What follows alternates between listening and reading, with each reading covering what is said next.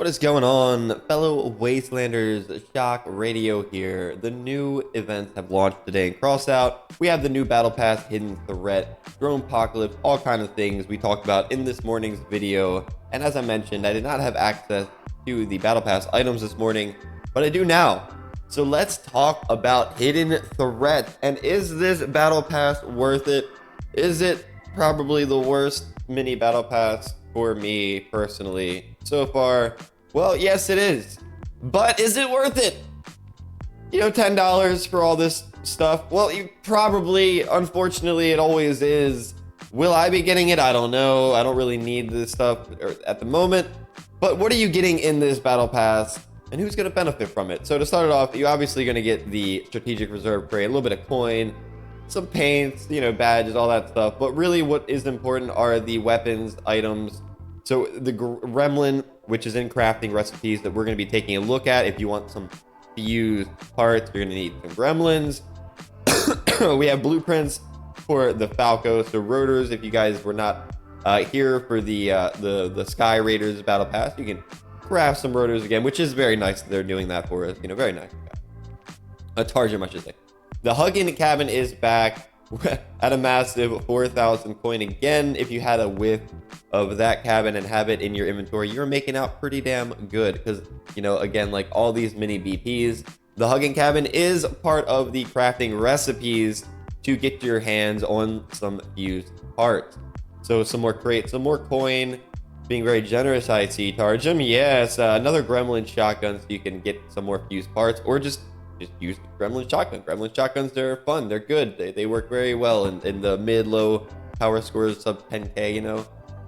Some more military reserves, so you can stock those up. If you're like me, I'm gonna try to save up all of my crates for the very end of the year, and then I'm gonna have a huge Christmas event. I'll just show you real quick what I'm talking about here, where I'm going to open up all of my crates at the end of the year. So 17, 46, 19, 13.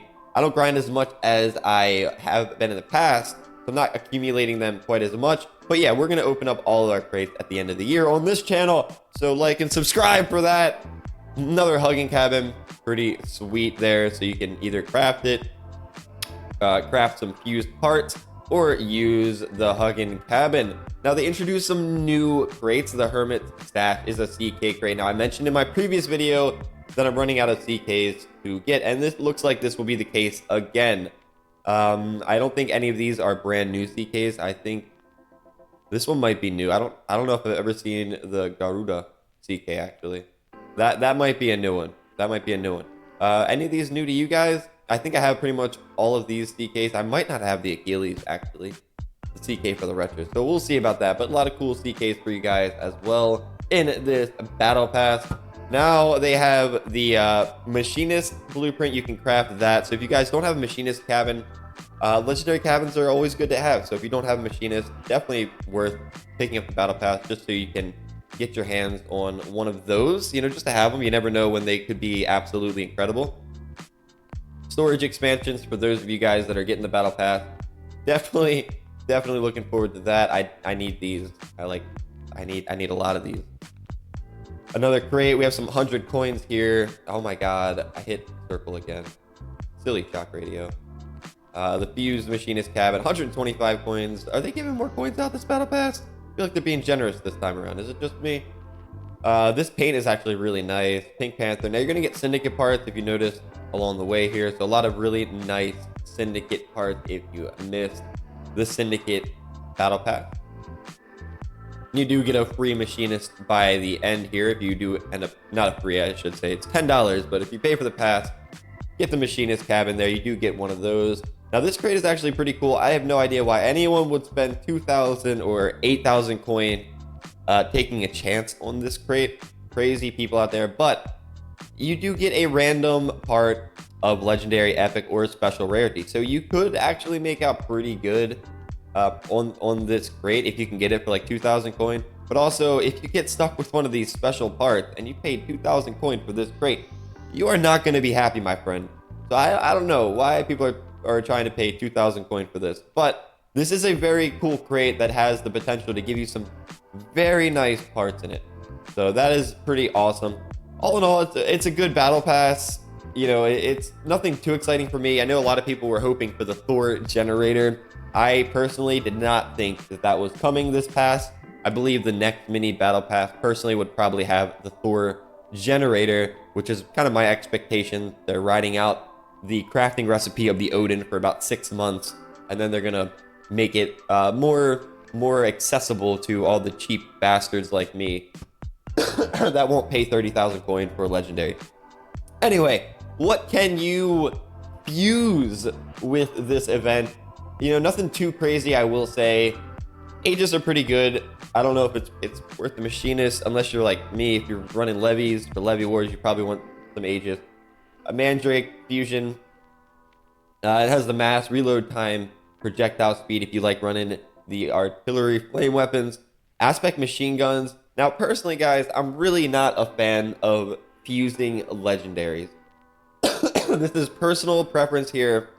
My thought, and hear me out on this, guys. You're fusing these legendaries, right? Well, the aspect isn't the end of the road if you're continuing this game.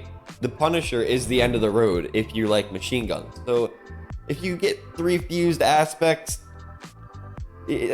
that's almost, they said that's about half a Punisher right there for your 3 aspects. I know that sounds crazy, but eventually you're probably going to want Punishers, and then you have 3 aspects, and you're like, well, what do I do with my 3 aspects that are fused? Nothing, unless you want to unfuse them and waste coins. So personally, I'm not a huge fan of fusing legendaries that have a relic counterpart, like a Draco. I have 1 fused Draco that I sort of regret having because I have firebugs and I like my firebugs.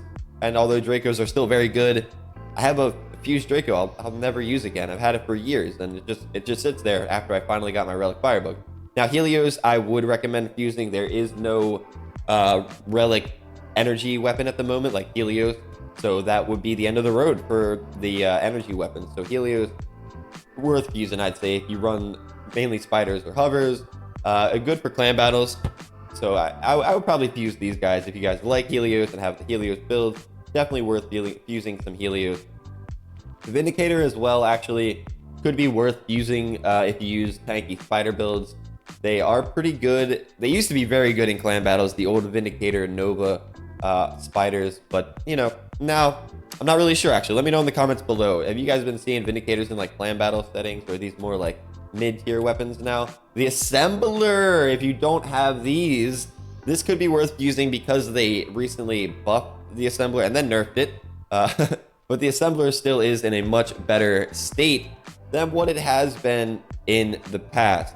So if you play hovers especially, it could be worth getting some fused assemblers. I think I have 1 fused assembler, so perhaps I'll pick up a fused assembler for this battle pass.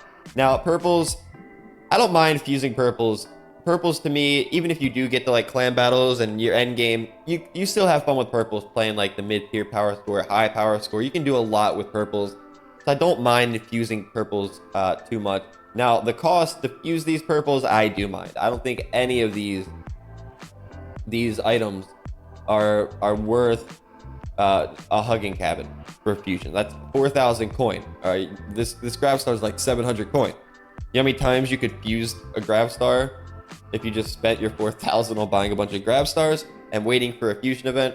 You know, it just the math doesn't work out in this case. So if it's a hugging cabin, I'd probably skip on the fusions this event and just wait.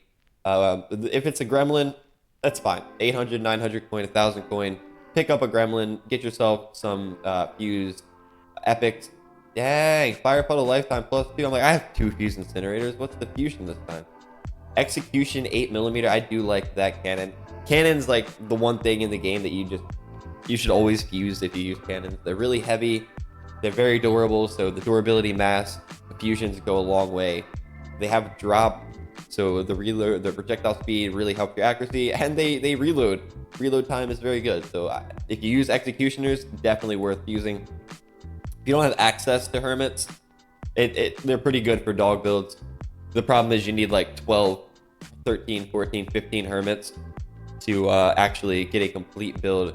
So that is a bit frustrating in the hermit side of things. The current meta, especially with like the Pegasus engine that reduces your power drain for more wheels. A lot of dog builds have a massive amount of hermits. Again, a oppressor, I probably would not. I don't know. I probably wouldn't spend an oppressor or a hug-in to fuse an oppressor engine. Just wouldn't do it. Gas gen fusion for, oh, where are we at? Gas gen fusion for the gremlin, not too bad. So all in all, not too shabby there. Now you do have to, it looks like you have to purchase the pack to unlock all of this stuff anyway. So you have to get the battle pass to be able to craft all this stuff.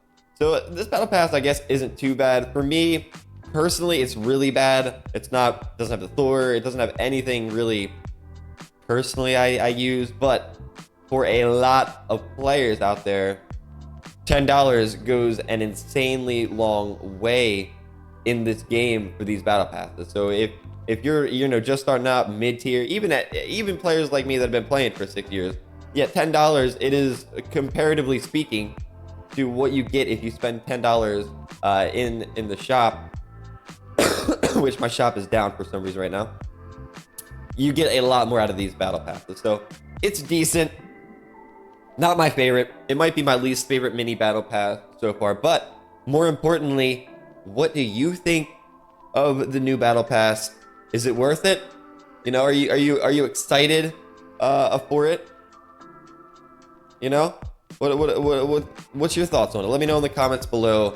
I appreciate you watching, being part of the Shock Radio gaming community, and I will see you guys in the next video.